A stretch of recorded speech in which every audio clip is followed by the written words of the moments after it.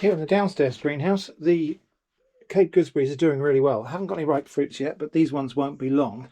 I can feel there's a berry inside of that. These are done really well. Still flowering, still going to produce more fruits.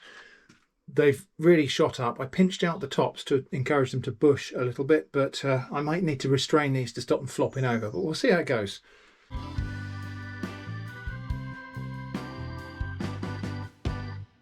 Lesia pepper, not actually looking all that happy, the plant. It's got a lot of curled leaves. I might need to feed that or something, but we got some fruits developing. Scotch bonnets still looking really kind of sickly and behind, but I've been feeding and watering and trying to figure out whether I'm over or under watering. This is Capsicum flexuosum. That's the best looking plant I've got so far, and it's not doing great. This is cayenne chilies. Oh, look, there's snails having a conjugation there on the outside.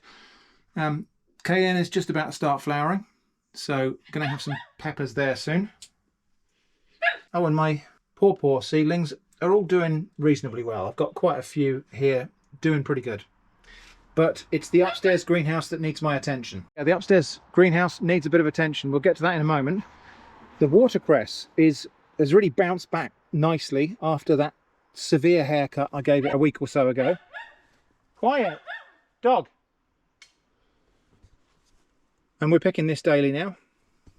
Other things, well, there's a bit of weeding needs doing, as you can tell, and some courgettes need picking. But anyway, today's attention is going to be focused on the upstairs greenhouse, which is full of tomatoes and full of tomato plants. Severe pruning required. These, by the way, are lettuces that we just allowed to go to seed because I thought it might be quite interesting to see what happens when they bolt. That's actually quite pretty, isn't it? Anyway, yeah, we've got lots of ripe tomatoes. So Golden Sunrise there. What have we got over here? This is probably Moneymaker or Gardener's Delight, I can't remember. We've got Tigerella, more Golden Sunrise, more Gardener's Delight. Marmande is not yet ripe, but nice fruits being produced. But as you can see, it kind of just got a little bit overgrown. So there's some lessons to be learned here. One is that the watering system has really encouraged these plants to go crazy, which is great. We've had some really vigorous growth, heavy crops. I would say that the fruit quality has been slightly lower than it was last year. Last year we had some really tasty tomatoes, but not as many as this. So watering them more has meant we've had more tomatoes. I would say they're not quite as tasty as they were last year. Still a million times better than supermarket tomatoes, but last year it was like a billion times. So anyway, the companion planting, well, those are the tallest marigolds I've ever seen. I'm not sure that the companion planting really did anything. In fact, if you look at it, the plants on the left-hand side of the greenhouse, here, where we've got the companion planting, and they're in the soil, far less vigorous than the ones on the right-hand side, which are planted in. There's a lot of other factors to control as well, obviously. But the plants on this side did a lot better than the ones on this side. So I don't know that the companion planting was really a necessity. And I might try and get some of those marigolds out of there because they're just kind of blocking the light into the whole place and probably competing for nutrients and moisture. I'll show you what that looks like from the outside.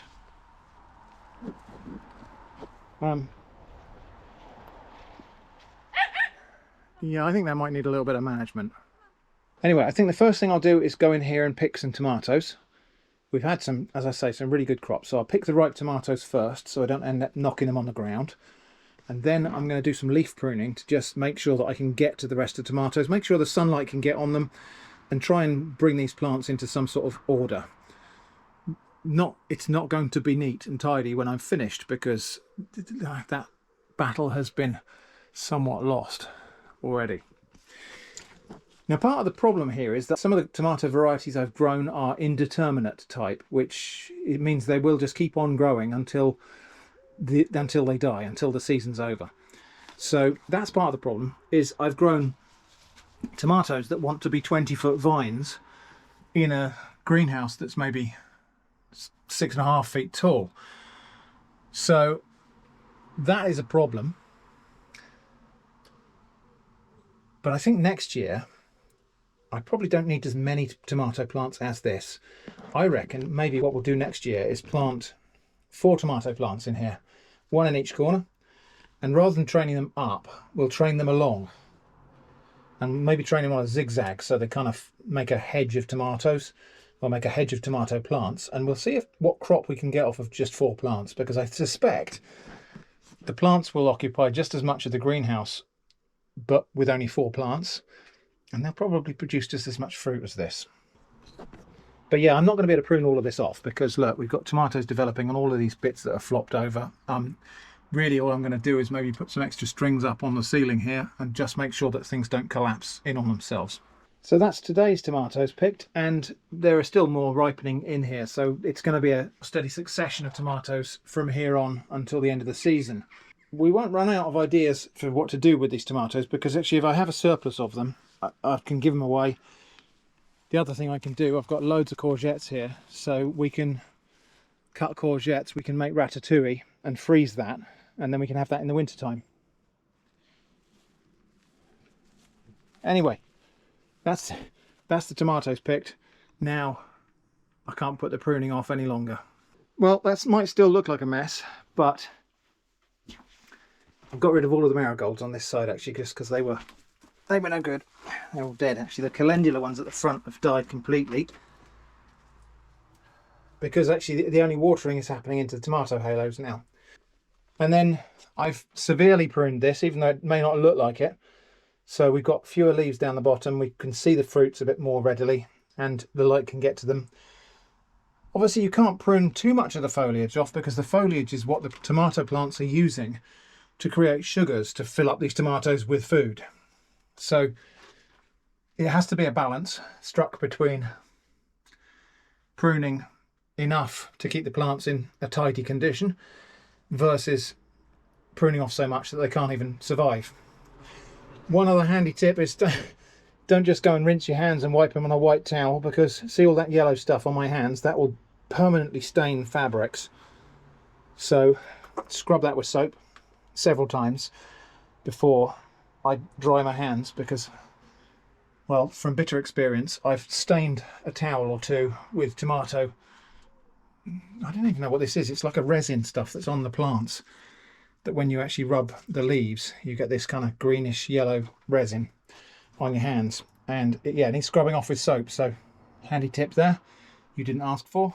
So yeah, that's after one wash, and my hands are now still not clean enough that I'd want to wipe them on a light coloured towel, or they will stain it. But all this yellowy stuff, I wonder if you could use that for dyeing fabric. I bet you could. Anyway, that's the tomato pruning. Here's what's come out of there then, a big bucket full of stuff. That will all go in the bin juice compost system. So yeah, there's about enough space in the top of that bin juice compost bin for the rest of those tomato plants, all the trimmings and everything that can go in there. It will rot down and then it exudes this plant food liquid. So the plant trimmings pay their way by feeding the remaining living plants. I'm just going to have a look at the sunflowers in a minute. So I know some people don't like looking at sunflower seeds. Close your eyes if that's you.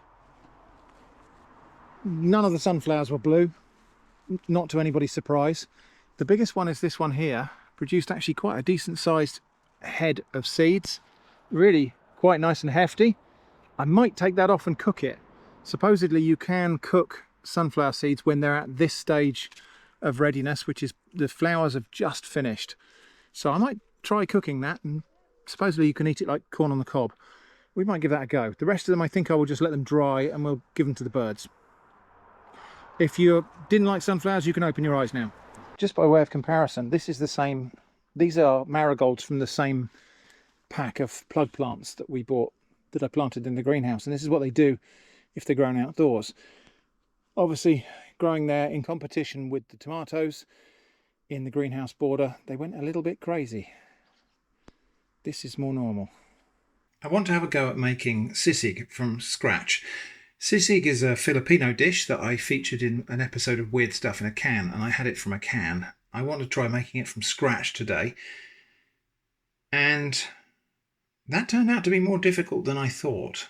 So a couple of the difficulties I had with making any kind of authentic sisig. One was the sourcing of calamansi, which is a type of citrus that it's a tiny little citrus that's a bit like a lime, maybe a bit more like a kumquat, and it's used for dressing the prepared dish. Until I realised that actually I had an ornamental citrus that actually is the same as calamansi. So I've got some calamansi fruit. I think they might be a little bit overripe, but hopefully still juicy and still usable.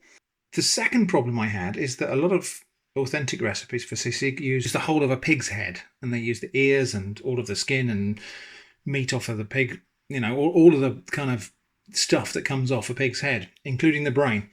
That I probably could source, but it's quite expensive to get here. And actually that betrays the kind of humility of the dish. In the Philippines, I believe this is actually quite a simple and cheap dish. I think it's served as a beer snack very often. And so I'm going to use pork belly today, which doesn't obviously have everything that you'd get from a pig's head, but it has got the skin and the fat and the meat. So it's the same sort of composition. And the third problem I had with preparing to make this dish is that actually there are just so many different versions of this that I've absorbed what I think is the recipe, but I'm probably going to make some weird hybrid of different styles here. But I'm going to have a go anyway. We'll see what we end up with. So first thing I need to do is to boil these pork belly slices, but I think I'll do that in the pressure cooker. So into the pressure cooker first goes some ginger, which I've just sliced up, some garlic cloves crushed, some bay leaves. And although I don't think this was specified in any of the recipes I followed, there's chili here. We'll put that in as well. I think that'll be good. My belly pork slices, enough water to cover them. So that's like maybe 2 pints in this case. And about a teaspoonful of salt. And that's only going to go on for half an hour. I think before we go any further, I'm just going to check out these calamansi fruits. I went and picked them all off of my tree. I have a feeling they might be a little bit overripe and dry. Oh, they are okay. Yeah, plenty of juice still in there. Bearing in mind, these are normally eaten when they're grown outdoors, you know, in non-ornamental context. These are normally eaten when the inside is ripe and orange, but the outside would still be green. Tasting time.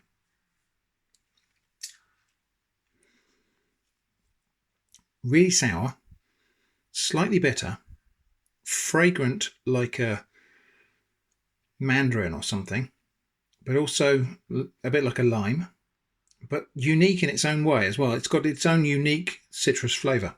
Anyway, those will be fine. So let's proceed. Got a large red onion, and this I'm just going to finely dice.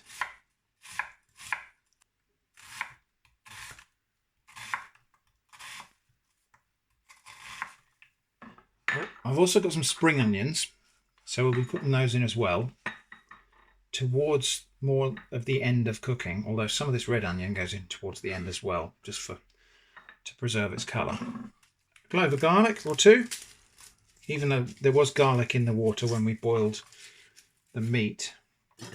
We're going to put some more garlic in the fried dish. Ginger, the rest of this ginger, which I'm just going to carefully peel. And I'm going to use a fine grater to get this ginger really reduced pretty much to a paste. There is something kind of amazing about the combination of garlic and ginger.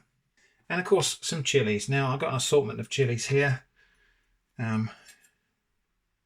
Of varying heats. These are likely to be quite sweet and probably not all that pungent. The smaller ones are probably a little bit more fiery. So I think we'll probably just have 2 of those. Let's see how we get on with this. Get some of that chopped up. I reckon, yeah, maybe 1 more of the long ones, or the bigger ones. These are kind of jalapeno heat.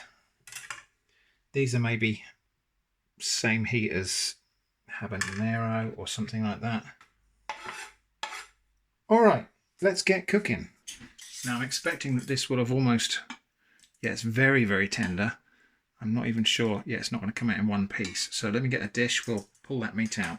So the meat is now jiggly and really tender, and especially the rinds here, the skins have gone quite gelatinous. I'm just going to let that cool a little bit before I chop it up into small pieces. So I'm going to mince it up basically, but I'm going to let that cool a little bit first so I don't scald my hands.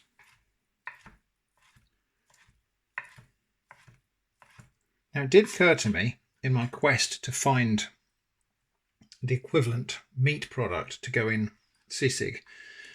As I say, in the Philippines, I believe it's made from all the kind of trimmings, the snout, the ears, the cheeks of pig, of the pig head. And it did occur to me that there is a way to get those things quite cheaply in the UK, because sausage meat typically has a lot of those things in it.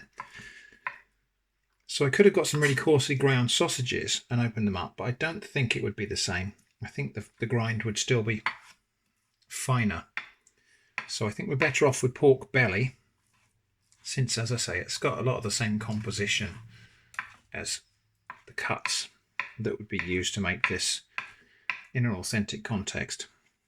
And it's a bit weird, really, going to great lengths to try to make an authentic version of something that's quite a variable and, although much loved, probably quite a dish of humble origins. The ideal thing to do would be to grill that meat over charcoal.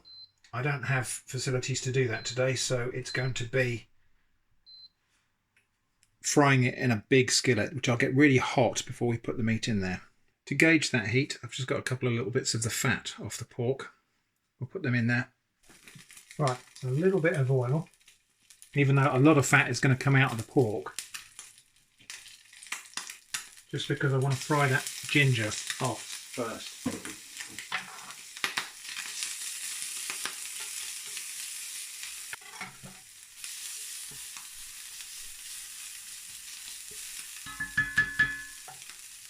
And then all of the meat can go in.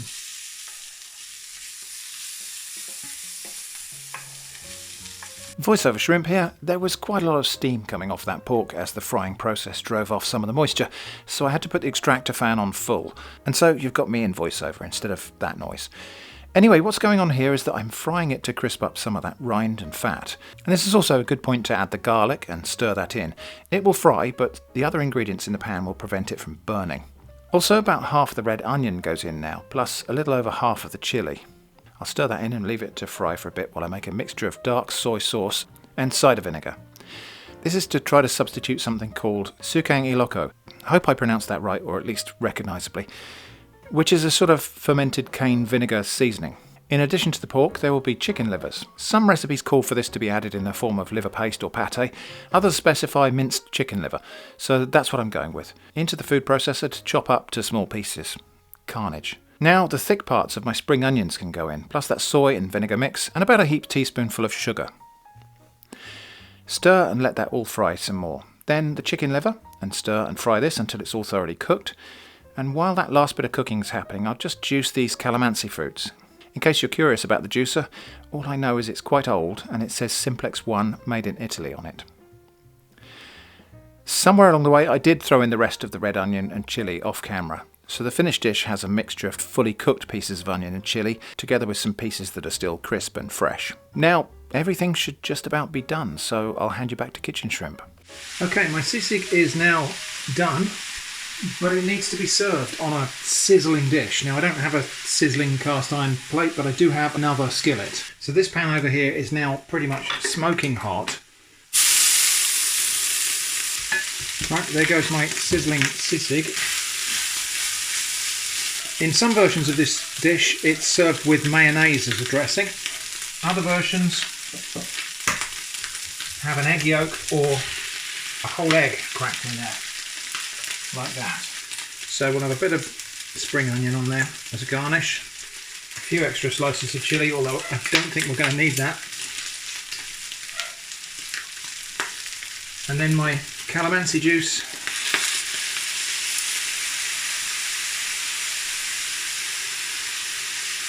Right, let's get that to the table and give it a taste.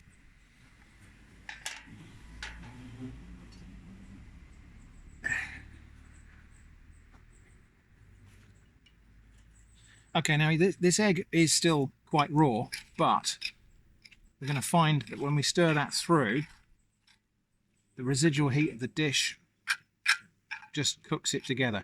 It is ever so slightly sizzling still. This is a beer snack. I'm going to enjoy it with some legless jester.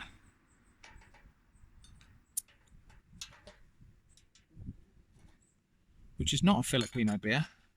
It's actually from here in Dorset. Cheers. That's nice. Oh yeah. Okay, so yeah, the egg is now cooked through. And here we go with some of my hopefully not too inauthentic sisig. There is just such a lot going on in here. Let's see if I can actually describe it without leaving anything out. So, that might have been a touch too much chili. It's really piquant. It's also got a variety of textures in here. There's the egg, there's the crispy bits of the pork, there's the luscious sort of softness of the chicken livers.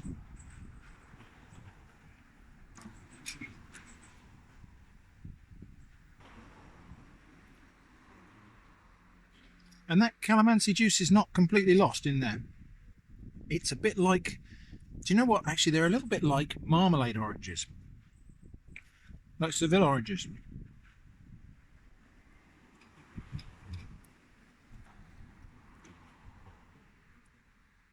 Such a flavourful dish. As I say, there is just so much going on here with the onion, the two types of onions, the chilies, the liver, the pork, the ginger, the garlic, the calamansi juice.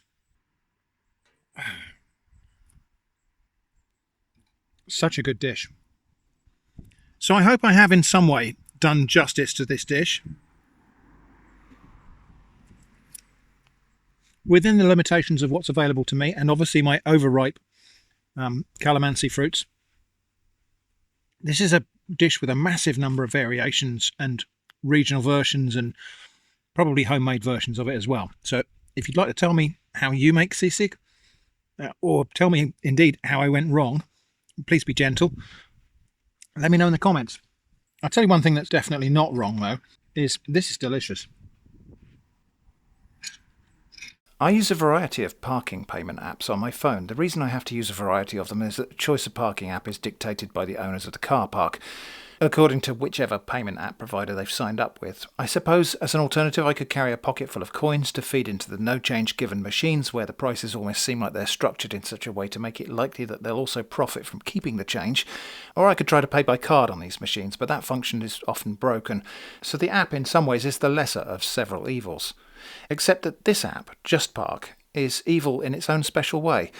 Every time you park using this app, you get a follow-up email asking you to rate your parking experience today. Now, I'll just briefly say that I think being asked to rate car parking is maybe one of the more ridiculous things in a world where a lot of ridiculous things are competing to be the most ridiculous. I mean, parking is not a destination. It's not an experience. I park my car in a space and walk away. The thing that happens next might be a rateable experience. Parking simply isn't. These emails are annoying, but that's okay. You can unsubscribe, right? There's an unsubscribe link right there at the foot of the message. Well, when you click that, you find that Just Park defines these rating request emails as transactional, and you can't unsubscribe from transactional messages. Well, you can, but only by closing your account. And then you have to go back to paying with coins, or if the machine isn't broken, cards. Side note, I think they might actually be breaking the law here, violating the General Data Protection Regulation by including marketing links in an email that they define as transactional, and from which you cannot unsubscribe. I intend to dig into that a little bit more sometime. Meanwhile, it's worth noting that whilst I'm under no obligation to even respond to these rating requests, and I could just tell my email service to filter out those request emails, my interim solution to this nonsense will be to actually respond to every one of these rating requests, but of course, I'm also under no obligation to write the truth, or even anything relevant. It's inappropriate for them to bombard me with this spam, but two can play at inappropriate.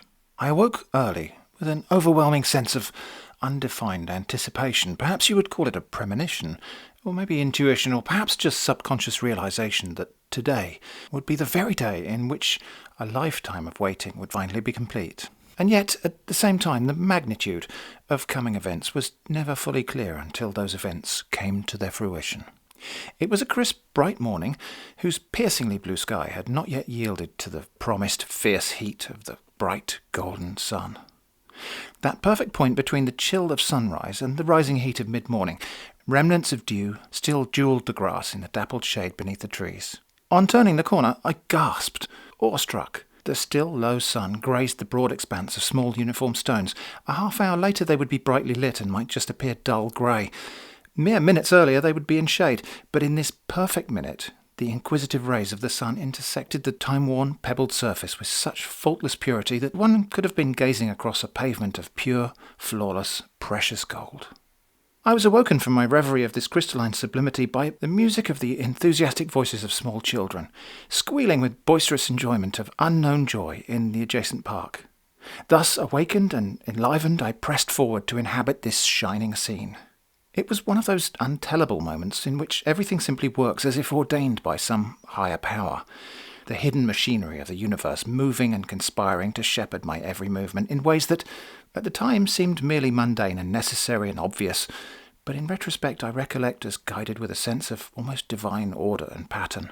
I found my space, my ordered place in the boiling chaos of reality, with what I now realised was almost supernatural grace. I wept aloud with the unbridled joy of this true and faultless instant, but also with the bitter realisation that for all its impeccable splendour, this juncture was now complete and could never happen again. 5 stars, would park here again. Things here in the downstairs greenhouse are a mixed bag. I've got some cayenne peppers here that might be producing fruits, but I'm not really sure. These are my Capsicum flexuosum, which are starting to look okay now. These are Scotch bonnets, which never really got to the point where I felt like I could plant them out. So I might try and keep them through the winter and see if they have a burst of energy in the spring. My Lesia pepper plant has got 2 decent sized fruits on it. We'll see how that goes. These are my pawpaw plants, looking very nice and healthy mostly. I don't know what's going on there. Cape gooseberries. I think we might be in a position to pick some of these because some of the fruits, or the fruit casings, are now this pale yellow colour. I'm not sure whether that means the fruit inside is ripe. The universal test really for whether fruit is ripe is lift it up and see if it falls off on its own. But I don't know if Cape gooseberries do that. So I'm going to pull one off. That's interesting. Here they seem to be forming outside of that calyx. I don't know if that's normal or if that indicates that I'm doing something wrong. Probably the latter. Anyway, let's open this one up and see what we got inside. So that is what appears to be a ripe fruit. It's not very big, but it does feel soft and potentially ripe. Let's give it a taste. Yeah, that's ripe. Nice sort of citrusy, ever so slightly like a tomato, but mostly just juicy, citrusy, acidic, sweet, fruity. That's pretty good. Wow. Okay. I feel like I can probably safely pick at least these 2. And yeah, I don't know what's going on with these other ones. That is probably inconsistent watering or feeding or something like that. Anyway, at least we got a couple of fruit off them, and there are more there to ripen still that look normal.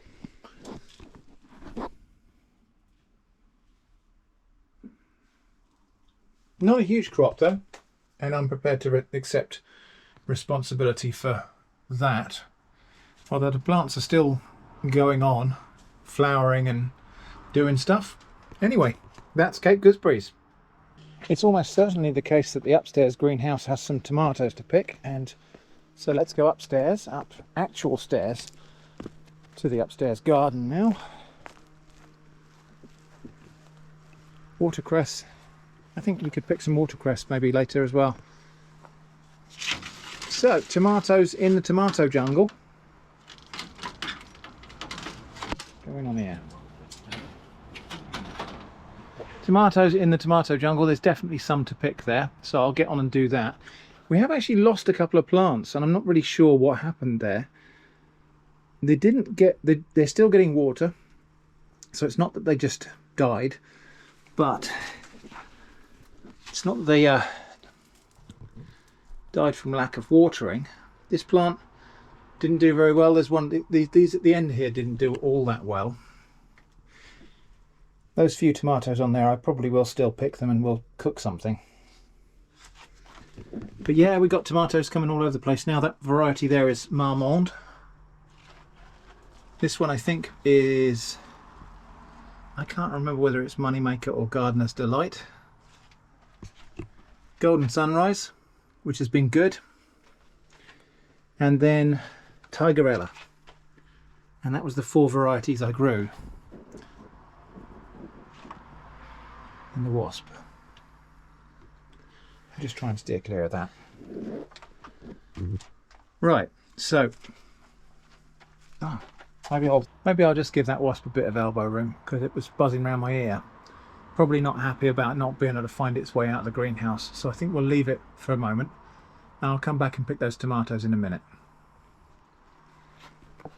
There is another Lesia pepper down there, which is hooked into the automatic watering system, and I can see that's got a couple of fruits on it as well.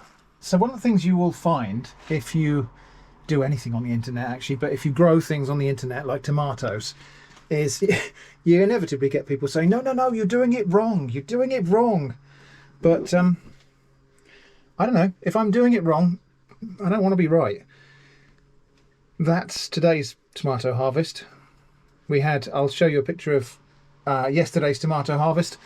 We're doing okay, despite whatever I might be doing actually wrong here. It's still working well enough that I've got more tomatoes than I know what to do with. That's not strictly true. I can always think of something to do with tomatoes.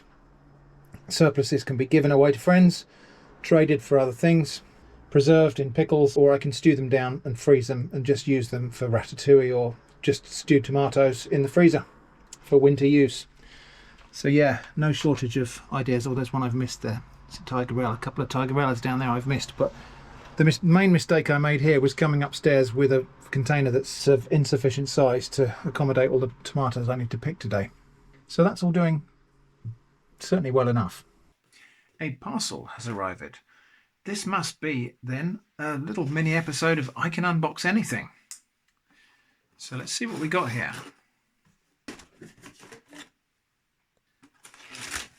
I already know what's in here, by the way. It is a collection of cylindrical objects. I wonder what they could be. So, taking them one at a time. A can of Heinz Beans chili with red as the branding, as the kind of graphical background there. This is the one. Ha! A can of Heinz Spaghetti Carbonara. Quite a controversial one, I think, and this one will be featuring on Weird Stuff in a Can. The only reason I've got these other cans is I had to kind of do a minimum order thing to get these. This is a limited edition. Or at least I believe so. Supposedly spaghetti carbonara in a can.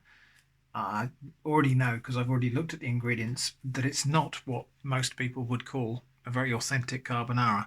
It's more like spaghetti in a cheese sauce with little bits of bacon. Anyway, pressing on. Heinz Beans Curry. The beans you love with a kick of curry. Heinz Beans Tikka Creamy. Mild heat with warming spices. Tikka obviously being a variety of curry in most people's estimation. And then, finally,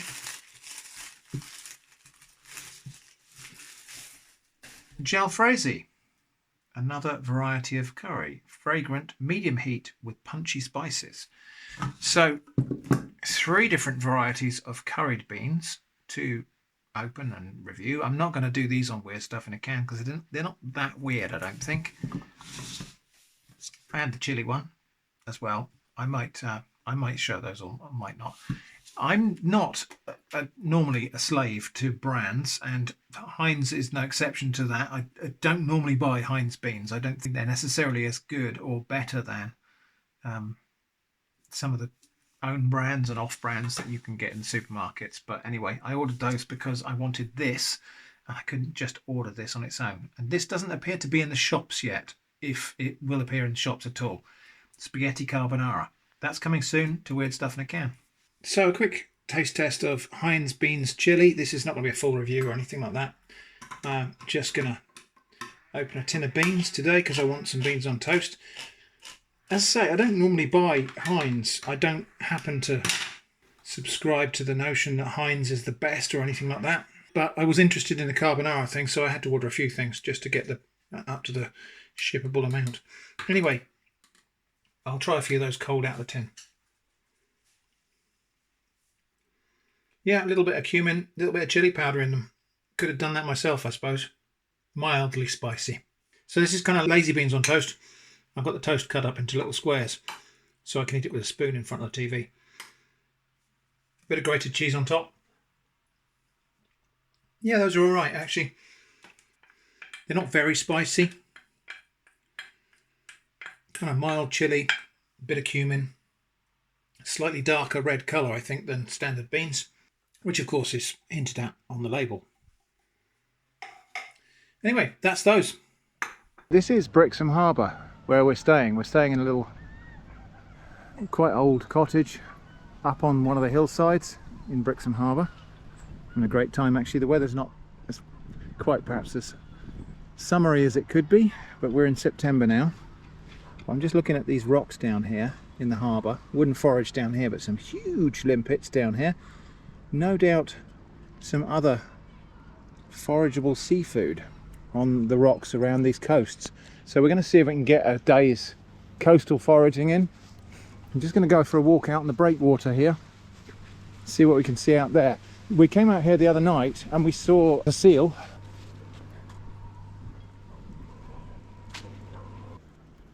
But yeah, you kind of see them sticking their nose up out the water and then they disappear for a while.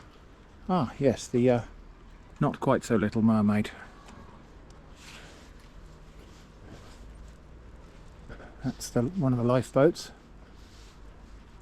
Brixham's actually a really major fishing port in this part of the UK. Possibly one of the biggest or most busy fishing ports in the UK, actually, I think.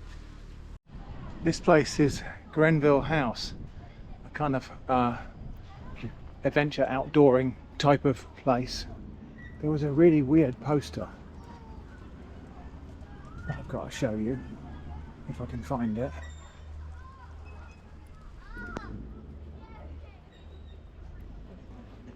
Kind of outdoor activity centre anyway, but yeah, it was super weird poster. I've got to show you.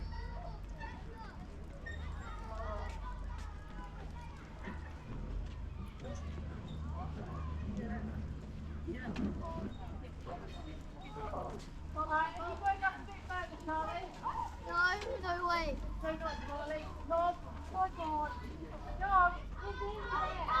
fall! So lots of these sorts of things, just advertising various outdoor activities, but they've been photoshopped in a really weird way. So this bit here doesn't belong to this image, and the most egregious example of that is here. So, can we go in the water yet? No, I told you, we can't go in until the giants come out. So this, I think, is the public slipway and public hard. Let me have a look. Public slipway, yes. And there's a map of where we are. We're down here at the moment. In case you're wondering where Jenny is, she's gone for a little mooch around the shops in town. So I've got Doggo with me for a walk. This afternoon we'll swap over and I'll go for a mooch around town and Jenny can dog sit. So yeah, we walked along this breakwater night before last and saw a seal. In fact, I think it's a pair of them. I'm hoping we might see them again today.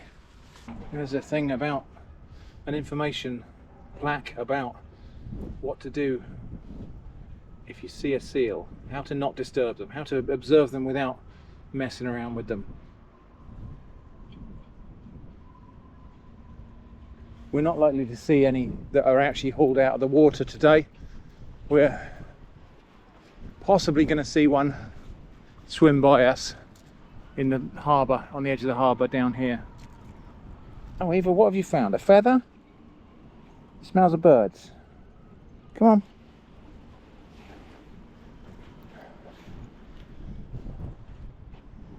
So this is the breakwater, and that's the breakwater lighthouse at the end there. We'll walk all the way up to there and have a look at it. And that's Brixham Beach. Not a huge beach.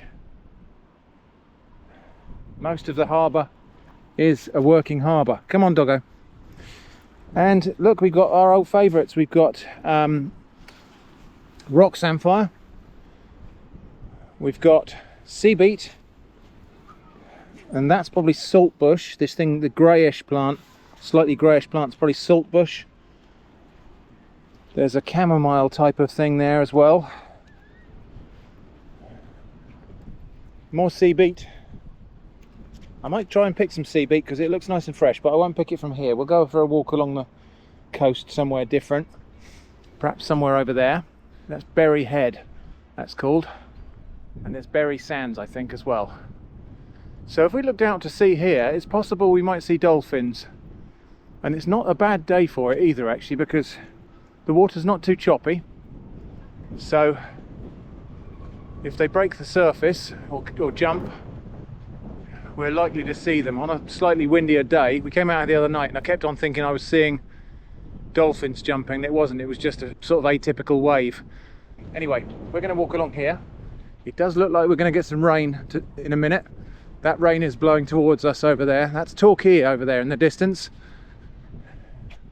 The town of Torquay. And it's raining in Torquay at the moment. Now just down here I can see fish disturbing the surface of the water. I can see a little shoal of fish disturbing the surface of the water. Now it's possible that something is chasing those fish and causing them to do that.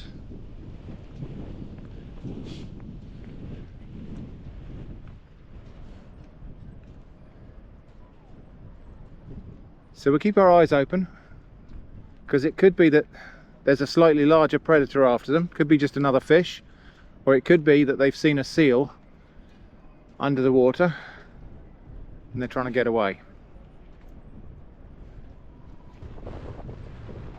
Same phenomenon again down there. Something's pushing those small fish against the rocks and causing them to... Yeah, there's a larger fish zipping about in there. I think it might be a mackerel, actually. Yes, I can see larger fish glinting in the light, picking off the smaller ones. Just in case you wanted to look over the other side of the harbour here, the other side of the breakwater, that's what that looks like, straight down into quite deep water. And that's why everybody's fishing on that side. I thought there might be steps down here, but it's just a drop off. Right, do you want to go back down now? Okay. Come on, down here then. I think Eva's fearing the rain that's blowing in over there, so it looks like we're not going to get up to the lighthouse today in this weather. So anyway, here's a photograph of it from the other day. But yeah, if we look out there, just watch. Every now and again you see a glint of a larger fish. I don't know how well that's coming across on camera, but the surface of the water is quite chopped up with small fish all grouping together in what they call a bait ball. and larger fish are picking them off.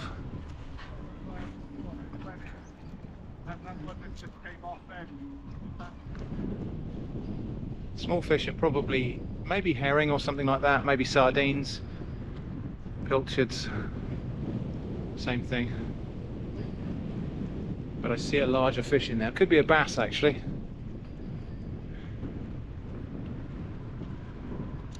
That's chasing and predating those smaller fish.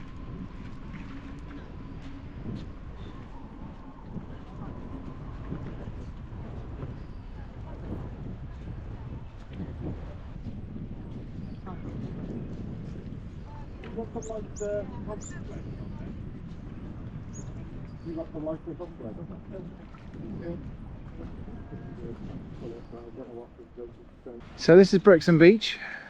Look all the rocks, Eva. Look, see all the rocks. Unfortunately, dogs are not permitted on the beach until after the end of September. So, sorry, Eva, not today. We'll find somewhere else.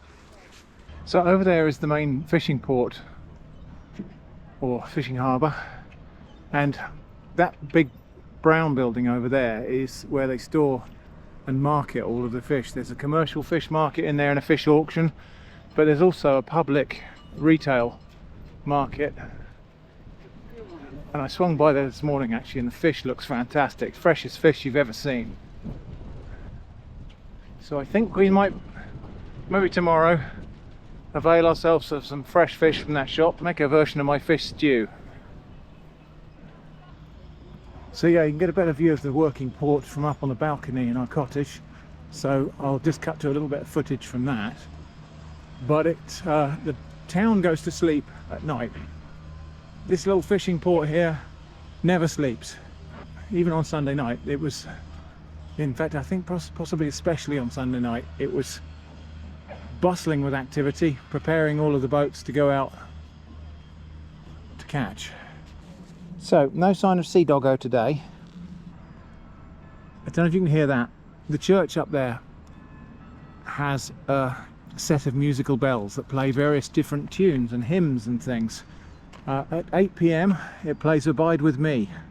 It's not a very nice day today, but maybe tomorrow, if it's a little bit nicer in the evening, we'll wander up there and get a recording of the bells playing one of their tunes. I think it's got a program of different tunes it plays at different hours.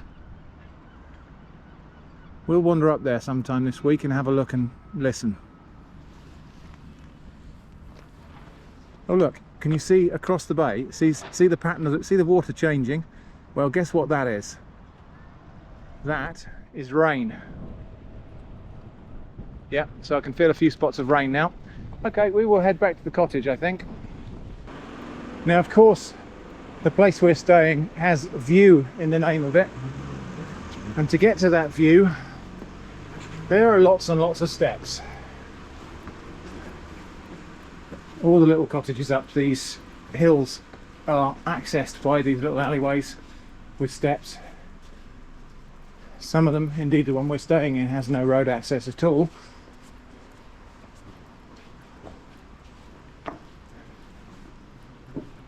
But yes, just kind of like this. So by the end of the week I shall either be fit or broken. Come on. No, never mind the smells. Come on. And we have to go this way up some more steps. Steps or steps? Steps, I think. Right, come on you. It's this way. No, oh. Okay. Right, keep going.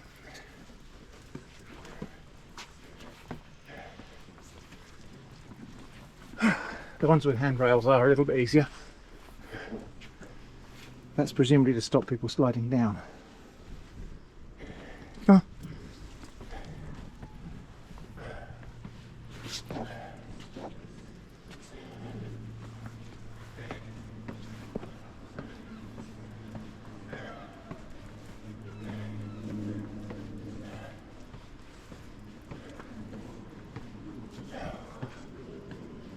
Oh, okay.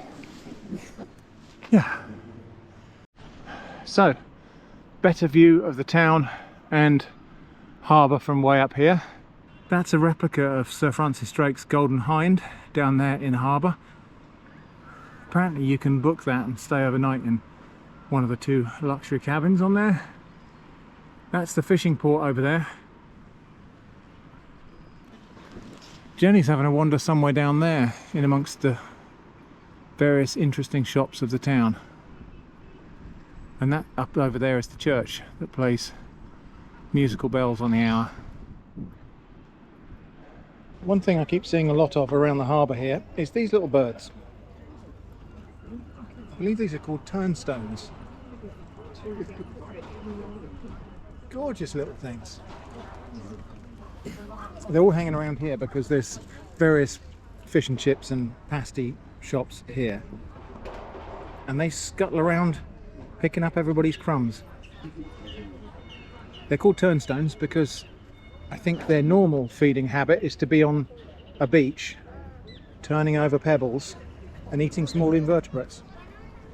But they are just such pretty little birds.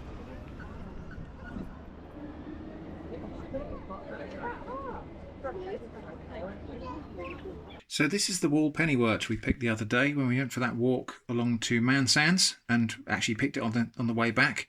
I've given this a little rinse. I'm just going to let it sit for a bit and we'll give it another rinse in a minute. And I think we're going to make this into a salad with some little gem lettuce that we've also got, that we bought at the shops. So, and I'll make a little dressing for that, but let's put this salad together first. There's only one chopping board in this place, and so this has had all sorts of things done on it, so I've given this a really good scrub. So I'll just give those lettuce leaves a little rinse. Yeah, I think we'll just have those shredded up.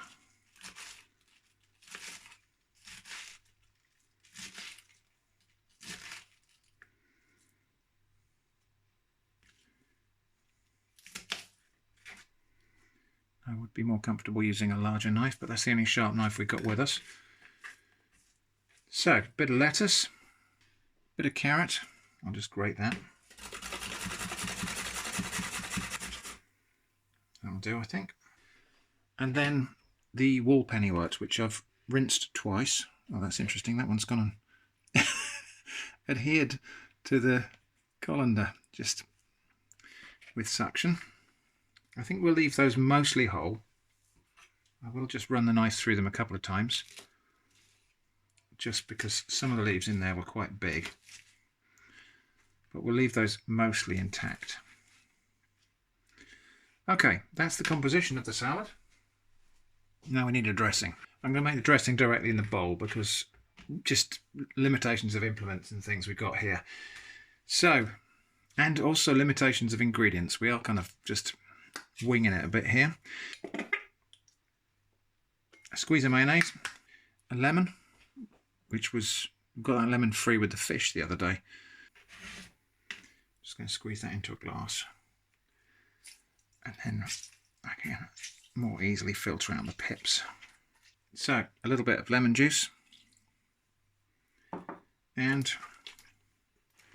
a little bit of orange juice.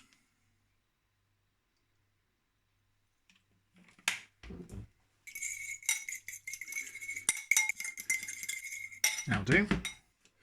And a tiny squirt of ketchup, just really as much for colour as anything else. Right, let's give that a little taste. Not bad at all. So all of that salad can go in there.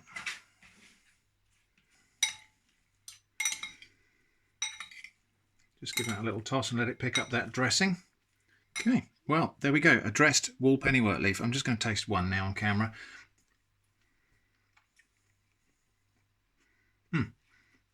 It's a really nice salad leaf, actually. Just mild tasting, like a slightly more succulent version of lettuce or something like that.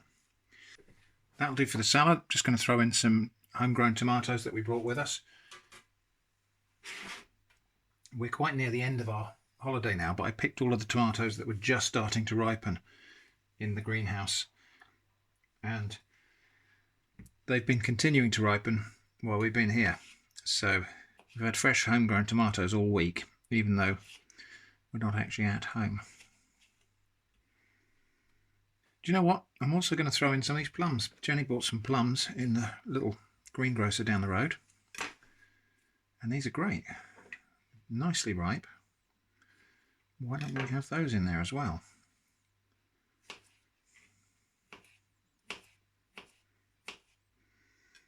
Maybe just the one of those. Just happen to have a few cashew nuts left. So I think we might just finish that with those cashew nuts. There we go. Not bad for an improvised salad.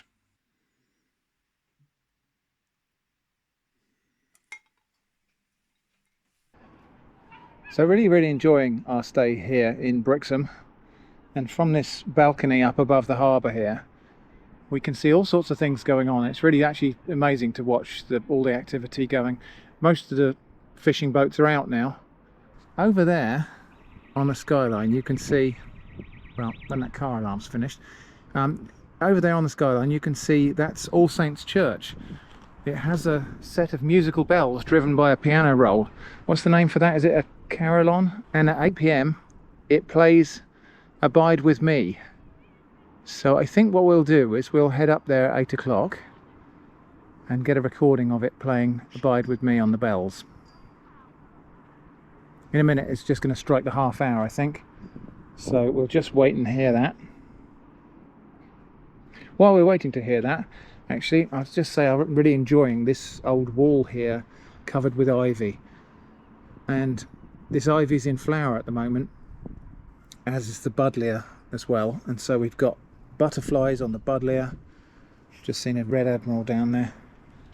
And this ivy, the ivy flowers are buzzing with little bees. Actually, not so many now. Earlier in the day this was alive with tiny bees. I think they were probably tawny mining bees.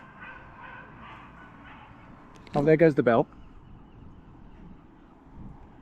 Oh, I don't know if you heard that. It just struck the half hour. Anyway, you can't hear it very well from up here with all the other noises going on.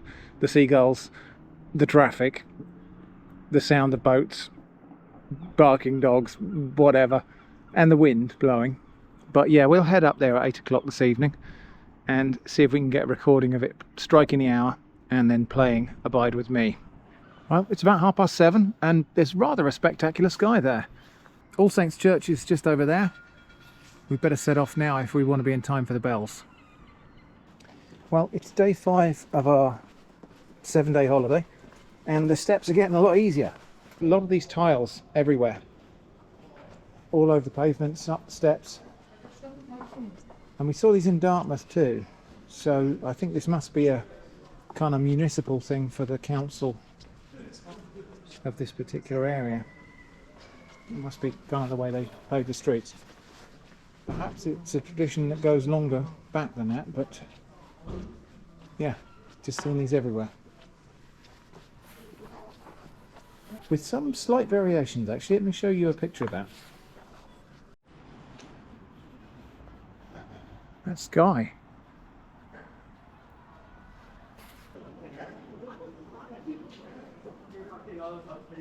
Okay, I think we might be a little bit early, but at least this way we can find the best spot to sit and wait.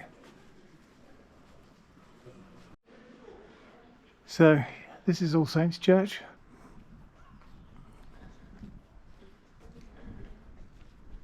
Doesn't look like we can go in the churchyard or anything, but maybe we can wait out the front here.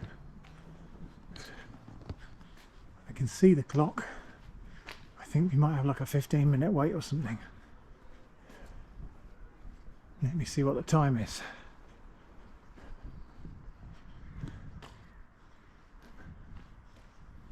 Yeah, 1:45 by that clock. So we have a quarter of an hour wait, but never mind. We'll sit and be patient. There might be some information somewhere about the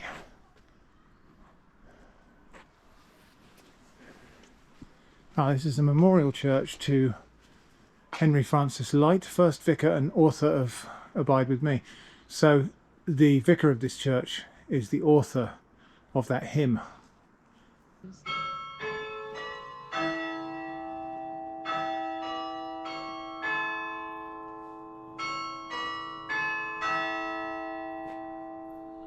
So that's the 3/4 chime. We have exactly 15 minutes to wait. Unfortunately, we can't wait in the churchyard, it's locked at the moment. More steps. This bit here, quite close to the church. That looks like it might have been a school, or perhaps the old church halls.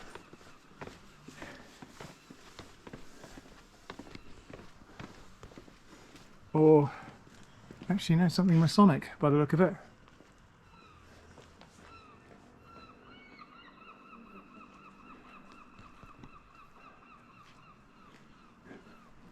Okay, we're losing the light now, but there's about 2 minutes to go till the 8 o'clock chime, and then short time after that, anything between, I don't know, 30 seconds and a minute, the hymn will play on the bells.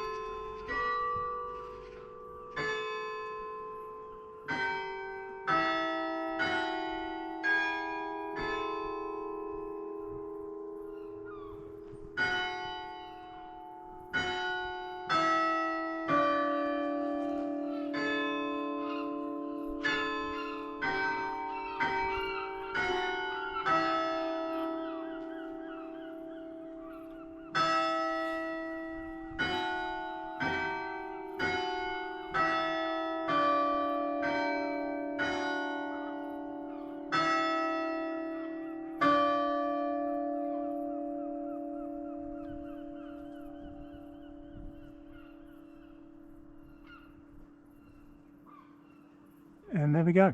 It's driven by a piano roll, as I understand it. At other hours in the day, it does play other tunes as well.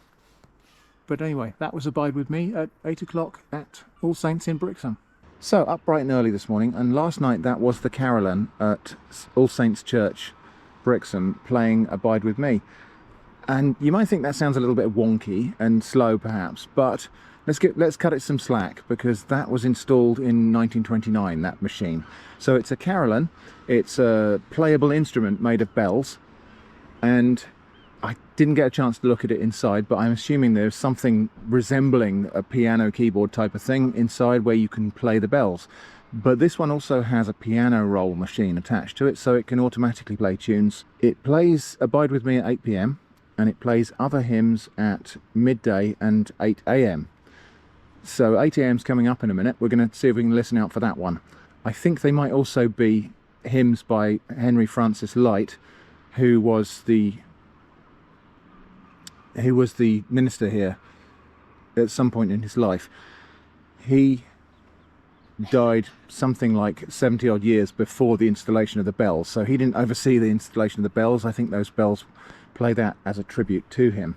Anyway, we'll wait for 8 o'clock and we'll listen out to see what we can hear on the bells this morning.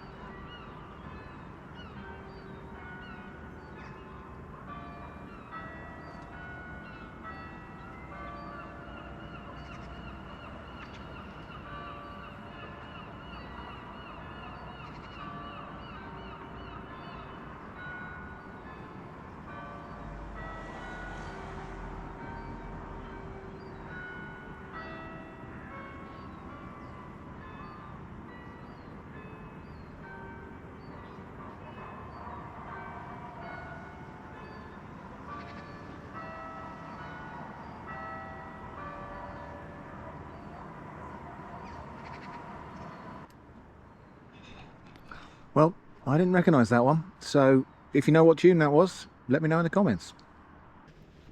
Last day of our holiday today. We're having a little walk out here on the breakwater. We'll walk all the way out to the lighthouse. It is such a beautiful morning. The tide's out, and I thought I saw a cormorant just now. Let's see if we can see it. I think it's down at the moment. So somewhere near these two buoys here, I saw a cormorant dive. Oh, there it goes. It's up again. It won't be up for long. We'll probably miss it diving again, but I don't know how well you can see that on the video. There it goes, down again. I was going to count and time it, but I can just do that from a timestamp on the video. So let's see how long it stays down for.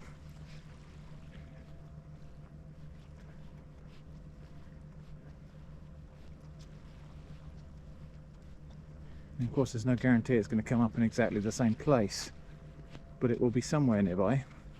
So it's diving for fish. It will dive down, swim amongst the seaweed down there. There, it's up again. And it's catching small fish. There it goes again.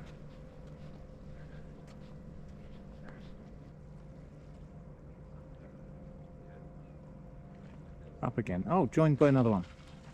There we go. Two cormorants. One of them slightly larger than the other. I assume the one on the right is just a youngster. I don't know if they actually catch small fish and are able to swallow them while they're underwater, but I've only seen the larger one come up and actually swallow a fish at the water surface once out of all of these dives.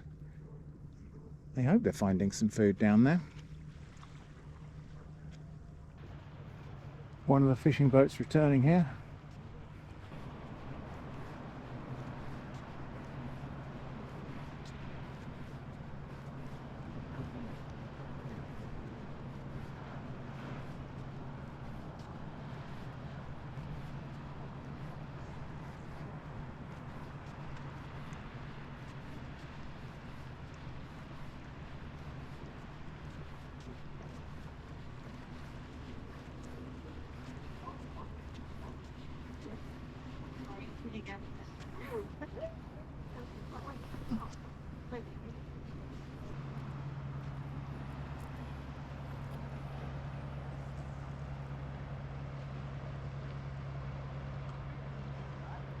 And Breakwater Lighthouse at the end there.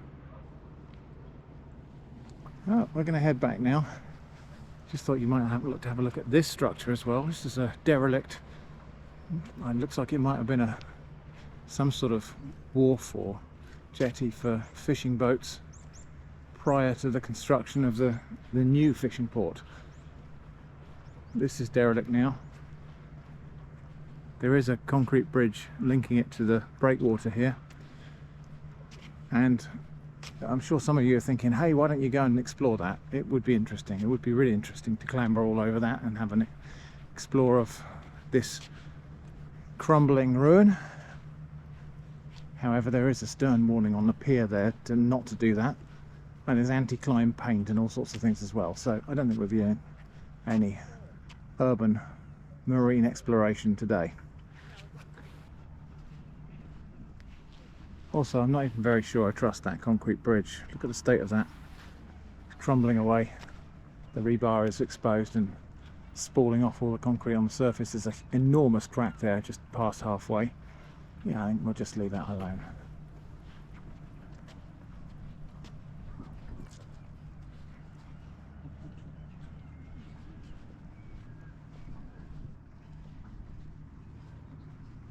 So, Sunday morning, and we come to the end of our week in Brixham. It's been very enjoyable, really love the place. And so we're going to head home now. But not directly home. There's an interesting place I want to stop on the way, which might even be its own video actually. I want to go to Budley Salterton and have a look at the rocks on the beach. That might be its own video. We can see the fishing boats are starting to come back now. I think Sunday is the day they typically come back in with all the catch, having been out for a few days. Anyway, this is the end of our week in Brixham, and it's been a very enjoyable one. There are a lot of steps. If you're thinking of coming here, there are a lot of steps to go up and down the hills. And I was a little bit confused at first actually as to why they're all named. All of the sets of steps that go up the hill have names. Until I realised that actually it's because they're streets. Some people's front doors open onto a set of steps that goes up the hill between houses. So they need a street address so that they can receive post. Anyway, this probably won't be the last video in which you'll see this part of the world, because I've recorded enough footage for 5, maybe 6 different videos, and I think 1 or 2 of them might be coming after you're watching this. Anyway, we've got to pack up now and get on the road. I probably shouldn't leave this place without actually describing what it is we're seeing across the bay here. So this is Tor Bay, and across the other side here we've got Torquay. So about, let me see, I'll line up my finger. So about there is Torquay, and there's a beach there called Preston, another place called Preston, not Preston in the north of England, and then down here Paignton. And Paignton is where we got the steam train to Dartmouth. So from Paignton you can see Brixham Breakwater. This is Brixham Breakwater here with the lighthouse on the end. And so the steam train, as it goes across and round, it follows the shoreline for a while, and you can see right across Tor Bay and you can see to Brixham.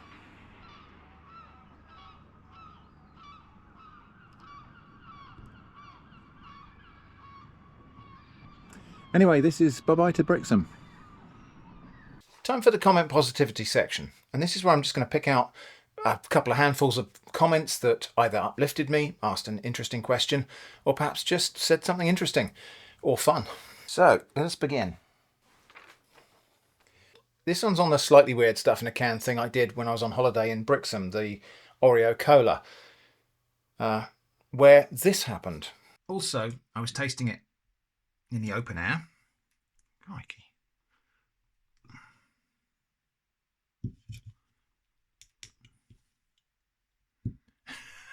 This can won't even open. That's the first time I've seen that happen.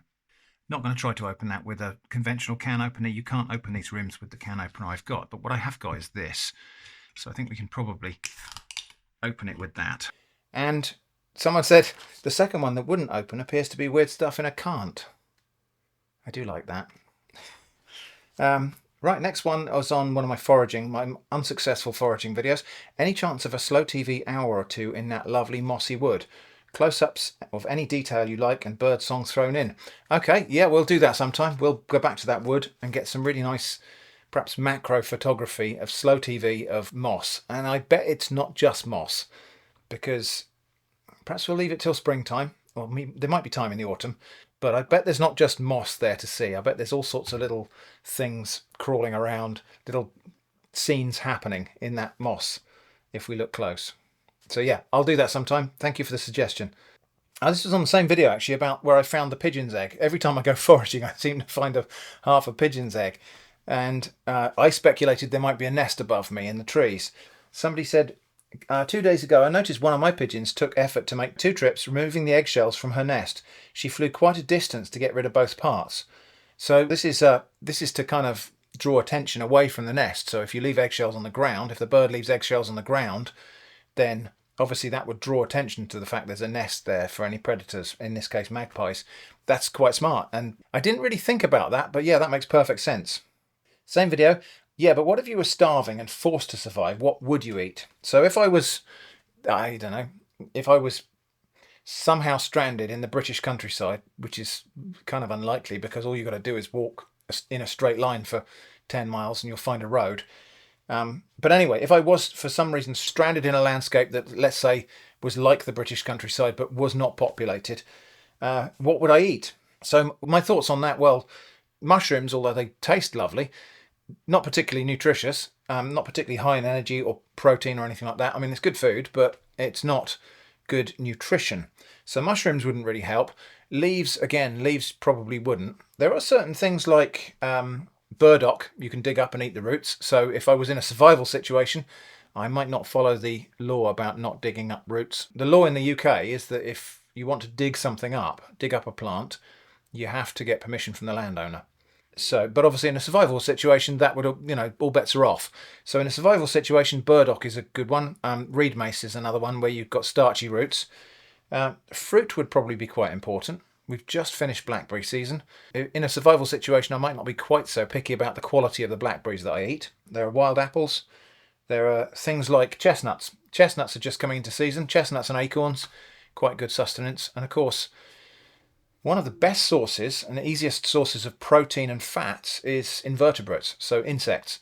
Most insects in the UK are edible. And most of the poisonous ones will let you know they're poisonous by means of coloured markings, brightly coloured markings. So, general rule, to which there are always exceptions, things that are trying to hide away, living things that are trying to hide away, are generally not poisonous. So insects that are hiding underneath bark, underneath stones, hiding in crevices, that are hiding away from predators, are generally hiding because they're good to eat. So things that are out on display and brightly coloured and brazenly enjoying the sunshine, often poisonous or bad tasting. So insects would be the thing.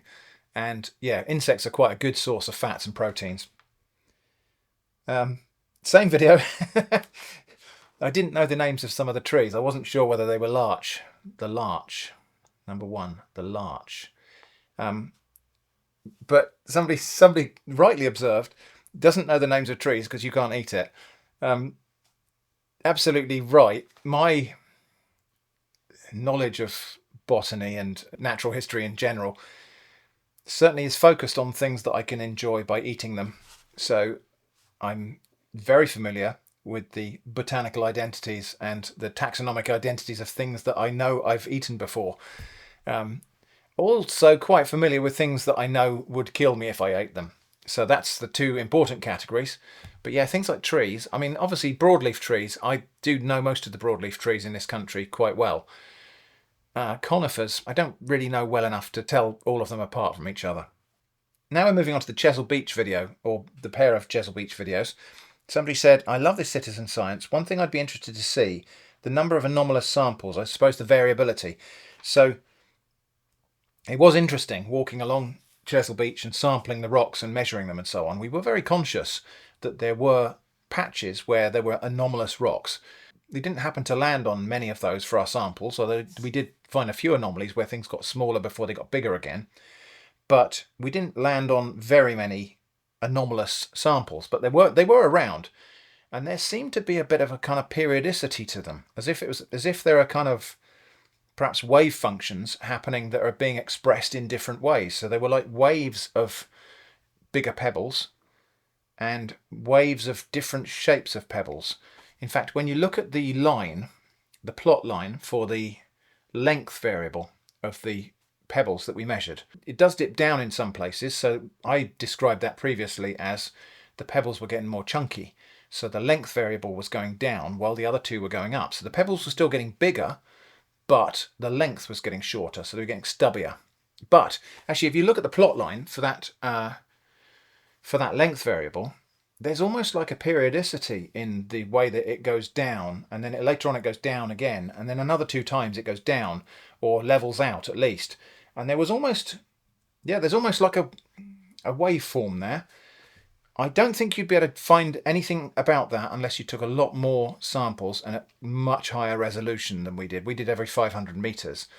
It would be really interesting to go back there and get maybe, you know, like 10-meter samples of the whole beach. Obviously not something I'm going to complete in my lifetime, and perhaps you'd need a whole team of people to do that. But if you were to get really high resolution samples of the pebble sizes across that beach, I suspect if you did some Fourier type analysis on the data, you would find some interesting patterns there. Some other phenomena that have wave-like functions that are being expressed in the way the pebbles are distributed across the beach. There's certainly a lot more science to be done than that little bit of kind of amateur science we did on that day on Chesil Beach. I'm probably not going to go back and try and do that science myself, but just to encourage anybody else who wants to go and study these sorts of things, there's a lot more to be seen there. It's a massive, enormous beach. It's a phenomenon, Chesil Beach. It's a natural wonder, and so there are plenty more things to be studied there, or not necessarily Chesil Beach, but other places perhaps near you. Anyway, all right, so this was on the Chesil Beach video, but somebody said, just wanted to highlight the precision of the pocket placement on your shirt. The fabric pattern lines up perfectly, oddly satisfying, and great pattern on the fabric, by the way. So that's the shirt there, and I think that's the scene they're talking about, where you can see the pocket on my shirt. Here is another shirt where the pocket lines up, the pattern lines up rather perfectly. There's a pocket here, I don't know if you can see that. Anyway, let me put something in it and then you can see the pocket. So there is a pocket here. All of my shirts have this left-hand breast pocket.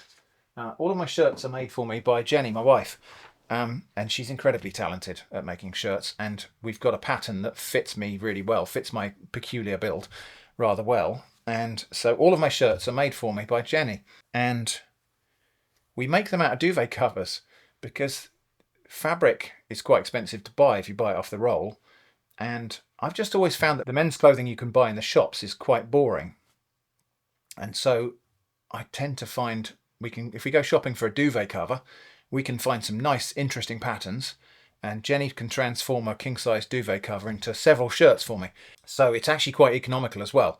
And just as a little teaser, here is a shirt that's coming soon. It's still a duvet cover at the moment, but that's the pattern. In fact, there are 2 patterns. There is a lighter pattern with sparser flowers on it, but there's this really dense one which has got a blue background and peach and orange and white and yellow flowers. So that's going to be shirts for me soon. And interestingly, a bit of a diversion from my typical.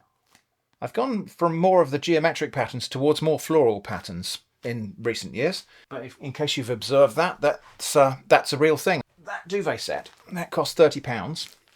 And that is a super king size duvet set comprising, I don't think it's got any sheets in it. I think it's just a duvet and 2 sets of pillowcases, 2 pairs of pillowcases. But it's duvet cover, it's got a top and bottom side, and so there's enough fabric in there probably to get, well, maybe 4 shirts out of the dark pattern, and maybe another 4 shirts out of the light one.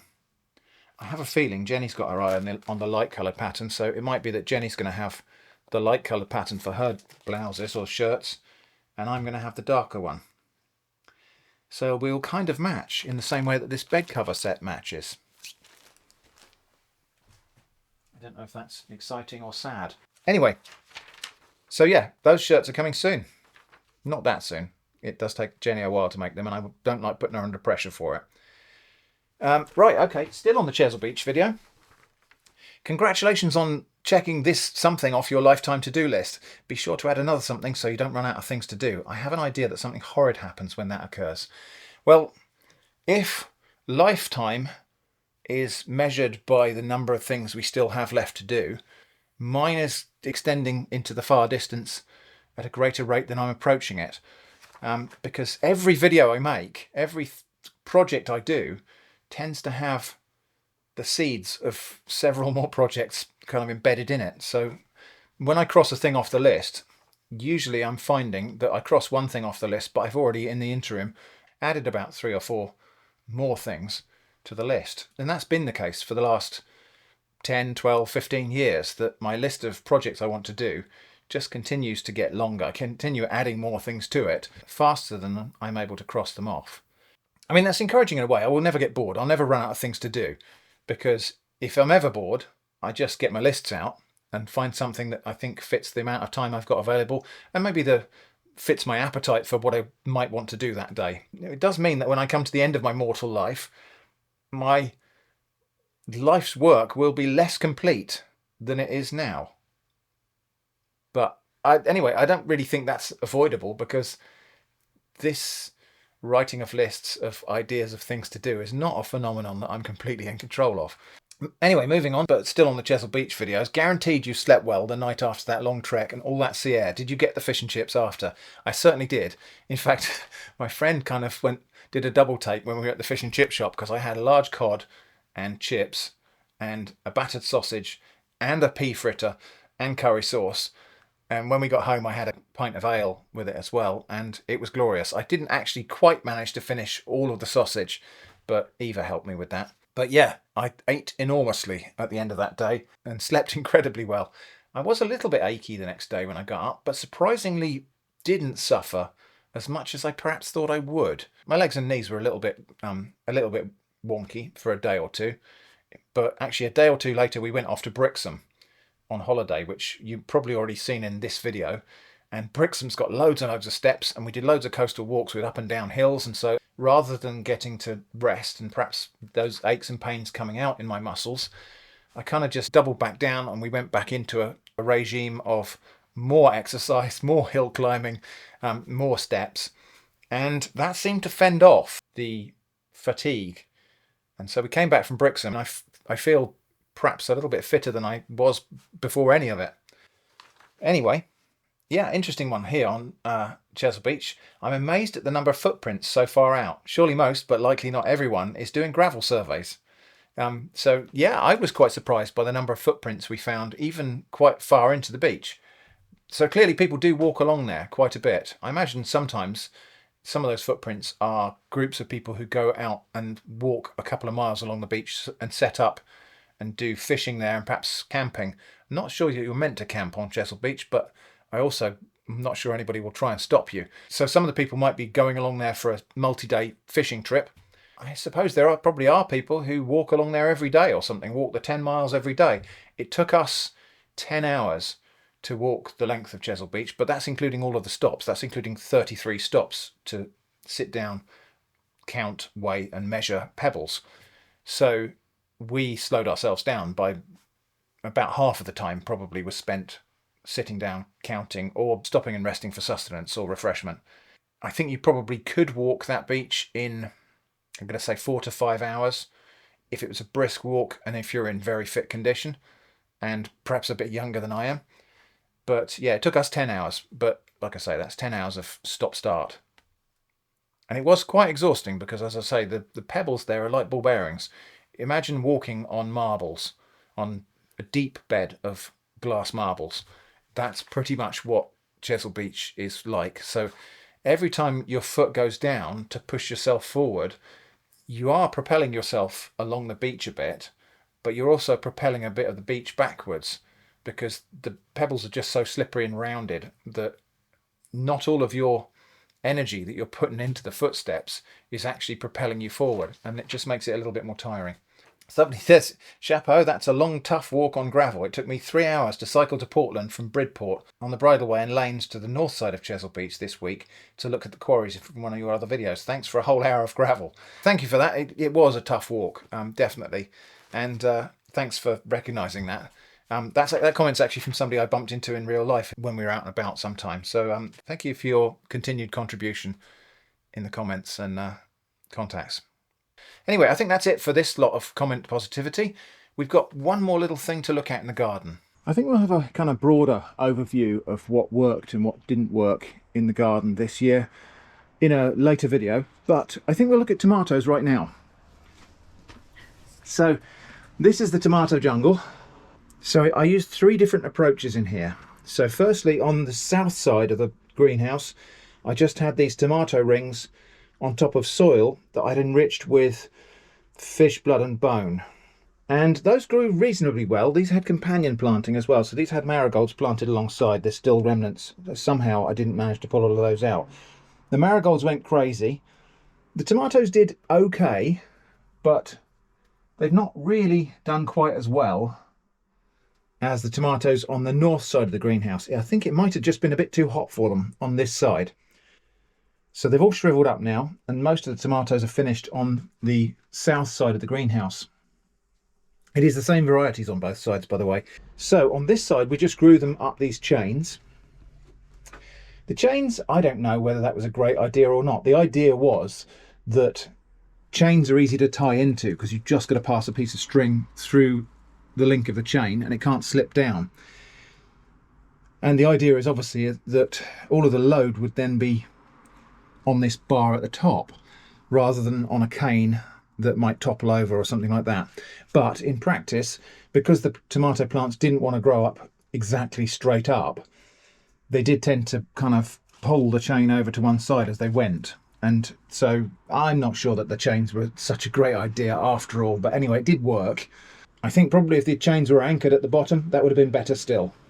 On this side, I just had a cane running across the top here, which is anchored into the greenhouse channel here. And then canes tied to that, which are forced into the ground at the bottom. So, bees. So canes tied at the top so they can't topple and pushed into the ground so that they remain fairly upright. And actually the problem of things slipping down the cane wasn't really as big a deal as I was making it out to be. You do have to tie a few extra knots to get this string to stay in place on the cane, but it's not really that big of a deal. So yeah, maybe the chain thing was a good one of those things that's technically a good idea, but actually in practice not really necessary. That one looks nice, but it's overripe. Let's give it a taste. So yeah, now tomatoes on this side, different planting system here. So here, firstly, I got one of these tomato grow bags and emptied it out on the soil. I put another grow bag on top with the bottom of the grow bag pierced, and then put my tomato halos on top of the grow bag with holes through. So the roots can get down into the soil. If they need to, they can go through the bag and out the bottom into the soil. But there's also all the nutrients that were in that tomato bag to start with. So this one has a split bag spread on the soil, plus another bag, plus the tomato halos with a little bit inside the central core. This one is just a bag straight on the soil with the tomato halos on top. And actually this one has the most vigorous growth. So this one has this is the one that went all the way up to the roof and is fruiting massively. So both of the sets of plants on this side of the greenhouse did better than the ones on the sunny side, which might be more to do with the fact that they were in more ideal conditions. So they're kind of on the slightly cooler side of the greenhouse. So they may be enjoying that a bit better. These just seem to have grown more vigorously, grown more thoroughly, and fruited more heavily. So I am going to try to replicate something like this setup next year. Now the other thing as well is that I did plant indeterminate varieties of tomato. Because I really picked the tomato varieties I wanted to grow based on the fruit they had rather than the type of plant they were. So you have tomato plants have different varieties. There's determinate, which basically grows to a certain height. There's indeterminate, which carries on growing like a vine forever, well, for the life of the plant. And then there are other varieties like bush varieties and so on. But anyway, I chose indeterminate varieties of tomato, which just carry on growing. And in a small greenhouse, that can be a problem. And it was a problem, but also it became its own solution. So, and interestingly, on this side, the same varieties of tomato did stop growing when they got to the top, but mainly just because they died. Anyway, so on this side, the tomatoes quickly reached the glass at the top, and there was nowhere else for them to go. And what you can see here is they've grown over the top of that cane and then just trailed back down like a curtain in front of the rest of the plant. So I did some leaf pruning in there to make sure that the fruits could get exposure to light. But all of the plants have done this. They've gone over the top of this cane and then trailed back down like a curtain over the front, apart from this one, which kind of went all the way up and jammed itself into the little cracks in the top of the glass there. I think next year I'm going to do this on purpose. I'm going to grow the plants up and allow them to go over a rail. I might put another rail up here, actually, and let them grow up here and then trail down so there's separation. I suppose actually I could even have them grow all the way up to the apex of the greenhouse, down the other side and trail on this side so that we're walking through a tunnel of tomato plant. That might be interesting, although headroom might be a problem because this greenhouse is only just taller than I am. Anyway, this idea of them growing up and then trailing over the top of this cane at the top here and cascading back down the other side has worked really well, even though it's completely accidental. And we had a huge crop of tomatoes off of the plants at this side. And so I think I'm going to do this on purpose next year. Something like this. Anyway, that's the kind of interim report on how things worked in the garden this year. There will be more, I think, next time. We'll report back on things like the watercress, the squashes, the other things we tried to grow. Anyway, that's all for now for this rather long video. Thanks for watching, and I hope to see you again soon.